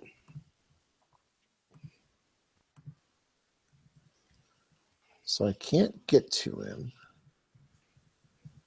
Well, maybe not in melee. I think your melee range is 5 feet, so you would have to be adjacent. And if you wanted to go directly this way, you'd have to hop over where the horses are too. So you'd have to make a check for that. How about I sheath the axe and throw a javelin? Nice. You can do that. Or do you want to move to where you're like line of sight? Because right now you got the wagon sort of sideways. Oh, right. Yeah. So yeah, actually first I would think I would jump over the wagon. Okay, you want to climb over it, just like straight over like that? Yeah. Okay, so I'm saying that the wagon is taking up these squares, this row right now, but sideways. So if you're right there, and then you're throwing a javelin, I'm assuming at the one remaining goblin. Yep, exactly. Okay. Need to add your attacks to my app so I can see them easily. So your javelin throw, you roll a d20 and add just 1. No, it's you add because you're proficient, right? So you add 3. Right. All right, what'd you get? I got a 2. Oh, okay. Well, so a 4. At least so it's not me. yeah. So basically, you managed to do this javelin like goes right between the goblin's legs, but missing him completely, and he's just kind of standing there and goes. All right, Nira. Yes. You are still prone, so if you want to stand up, it's going to cost half your movement speed. All right. You're still tingling a little bit from that. Yeah, that sucks. Prone and tingling. Yeah, you are still wounded. Right. I mean, you can attack. You're good to go, but you are bleeding. What is the? I really want to use Sacred Flame. I really want to see someone. What is that? Am I within range to do that? Like it says one I can see. So yeah, Sacred Flame. I think it's actually 60 within feet. my line of sight. Yeah. So yeah, you can do okay. that again. And so he has to take a dexterity again. Yeah, it was 13, right? Yeah. Is the DC? And he fails. Yes. So he Sacred Flame, you 1d8. Oh, that is a 6. And that does it. So once again, from on high, the sacred radiant flame descends from the sky, and he's like, and he is just toast. He's just like, when it dissipates, he is just crumbled up into like a blackened little pile. And so he is dead. But just then, you hear a crash from the wagon, and when you turn to look, the wagon has just fallen apart as though all of the wood rotted to dust in seconds. Great. The trade goods it was carried also spoil and disintegrate. The horses, now that their harness has kind of disintegrated in the same way, jump to their feet, and then they just run off. They just run off down the road. Out of the rubbish that remains from the wagon, you see a shiny black stone cube about 8 inches on a side rise into the air. Travis spots this happening and goes pale. It's like, no, he shouts, and he desperately tries to get over there, but he stumbles on his bad leg and falls to the ground. The box flies away, incredible speed that way. And you follow its trajectory, and you see it soar towards a dark figure on a white horse, some like probably 120 feet away. And the figure catches it with one hand, then extends the other. On all you hear, just like penetrating into your head, is a contemptuous voice. Fear me. Now I need everyone to make a wisdom saving throw. So, and this is against being frightened. So I believe that Mugen has advantage on that because you are brave. I am as brave. a trait. I So get you to roll rolled twice. Yeah. So I got 16 plus 3, so I rolled a 19. 19. Okay. And then. So with rolling twice, do I just pick the better one? Yes. Or do I add them together? Yeah. When you're at advantage, you pick the higher of the two. All right. So 15. Okay. So Nira and Mugen. So what did you get, Chooch? I rolled a 13, and just trying to see. Your wisdom is -1. You're not super wise, so that's a 12 for you. What about you, Amethyst? I rolled a 6, and I believe I have a +3 for wisdom. You do, but 6 plus 3 is actually still not good enough. So Nira and Mugen feel this presence in your head, but you're able to kind of shake it off and regain a clear head. But for both Archie and Amethyst, all of a sudden in front of you, you just see like it's the scariest possible thing you could think of, and it's just right there. Now, like, you can tell us what that is for you, but it is like, of anything that could ever exist, this is your worst fear personified. You are terrified. by whatever this is. It appears in front of you. And so, like, if you want to go into what it is, then that's fine. Otherwise, Shit. Yeah. Go into what it is. Let us know. I actually, Well, but the as dragon is now observing gone. characters, we wouldn't necessarily know that. No, And no, if but they're I'm just saying scared, they this is flavor for the game. Not, Yeah, I think this would be fun to hear it. I definitely would not know it as a character. Mhm.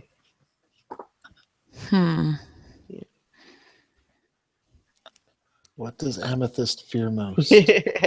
do I really have to say it? You don't have to. You don't have to. Like I said, everyone else is really just going to see you absolutely freak out.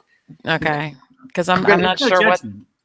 that would be. So just off the cuff, I'm not as quick as you guys. That's all right. That's okay. So, That's okay. you guys don't know. All right. So what you guys see, Mugen and Nira, is that Amethyst and Archie literally just drop what they had in their hands and just take off trying to get as far away from this guy as they can. They're Wait, just hold. It's probably too late now, isn't it? they are absolutely panicked. Yeah, I'm trying to see what I've got spells that might be able to help. Okay. Well, so as they actually get to the end of this sort of running action, you can each make another wisdom check. So each of you do another. The two that are 2. running.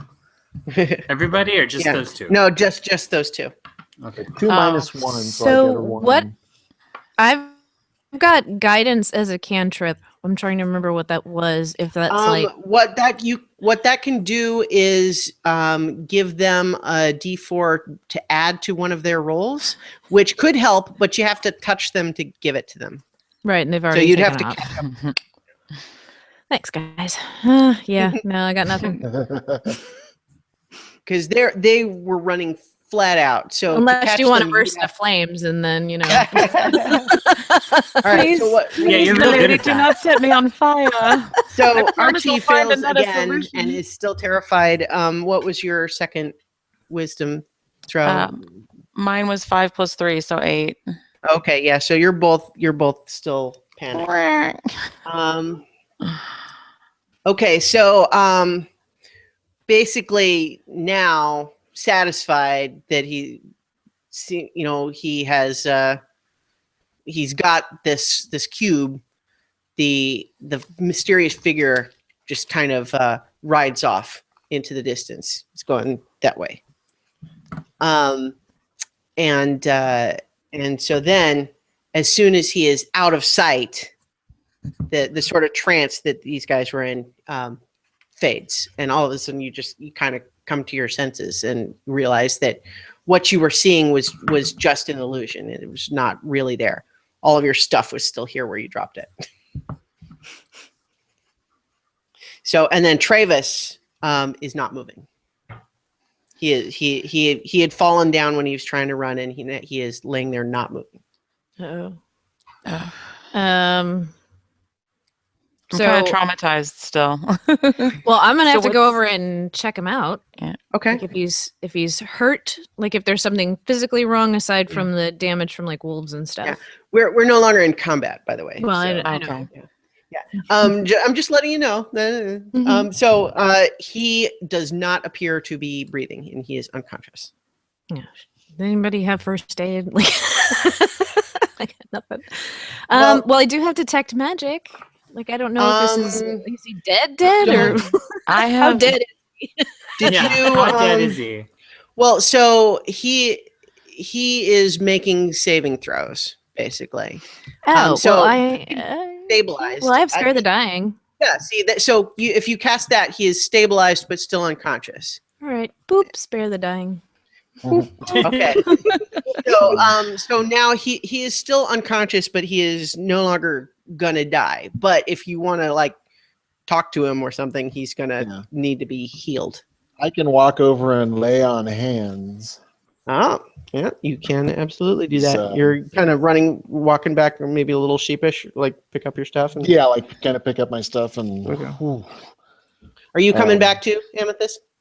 Yeah, I'm walking back. I'm really shaken and I'm mumbling, all those children, how could that not be real? That looked so real. Oh, those children, something along those lines. But more dramatic the way you guys do it. All right. So, Chooch, you're still not 100% sure where this comes from, but you have definitely occasionally felt that you're tapping into this energy from somewhere, and that's where these magic abilities seem to come from. But it's still a little bit unclear. But you get this feeling that you can just lay your hands on him, and as soon as you do, whoa, oh my God, what just happened? What just happened? Did you take a hard hit? You lost your box, man. Oh, Also no. the wagon and the horses, but you seemed really torn up about the box. The box.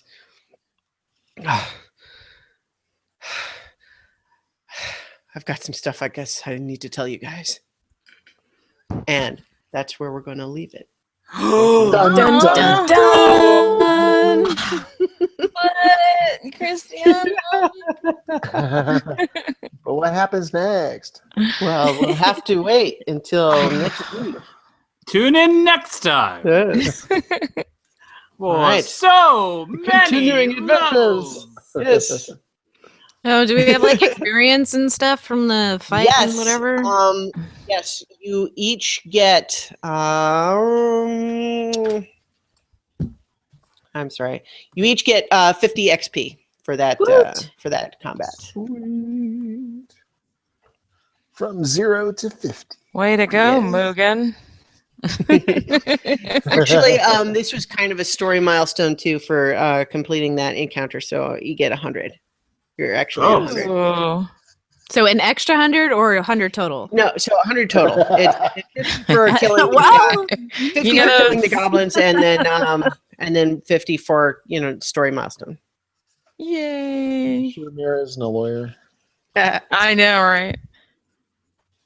All right, so I had when I had previously told you guys that you might get to level 2 this time. No, sorry, you need to be at 300 for that. Okay. So Cool. we didn't get quite as far as I thought it was possible that we would, but that's fine because it seemed like you guys were enjoying yourself. Yeah. got yeah, some cool stuff going on. Totally. All right, so I think that's where we'll leave it for now, and we'll plan to be back. Continuing adventures. Woohoo. In Dungeons and Dragons. All right, so good night, everybody. Thanks for listening. Until next time. Go game.